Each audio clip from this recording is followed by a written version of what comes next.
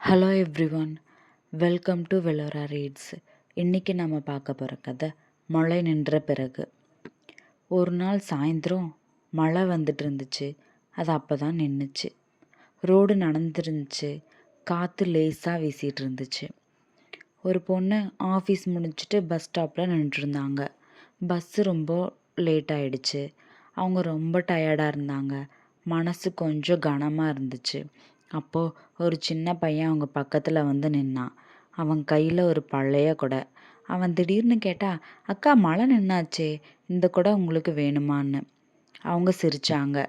இல்லைப்பா தம்பி, இப்போ மழை இல்லை, அதனால் வேண்டான்னு சொன்னாங்க. பையன் கொஞ்ச நேரம் யோசித்தான்.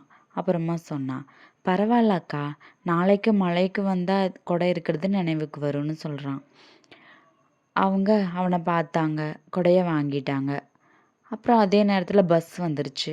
அவங்க பையனை பார்த்து கேட்டாங்க, நீ எப்படி வீட்டுக்கு போவ தம்பி அப்படின்னு. அவன் சிரிச்சிட்டே சொன்னான், நான் மழையில் நனைய பழகிட்டேன்க்கா அப்படின்னு சொல்லிட்டான். பஸ்ஸு கிளம்பி போயிடுச்சு. ஜன்னல் வழியாக அவங்க அந்த பையனை பார்த்துக்கிட்டே இருந்தாங்க, கையில் அந்த பழைய கூட. அப்போ தான் அவங்களுக்கு புரிஞ்சுது, மழை நின்ன பிறகும் சில நேரம் நம்ம மனசு நனைஞ்சு தான் இருக்கும். அதை துடைக்கிறது சின்ன மனித நேயம்தான். சின்ன உதவி கூட ஒரு நாளையே மாறிட வைக்கலாம். Thank you for listening.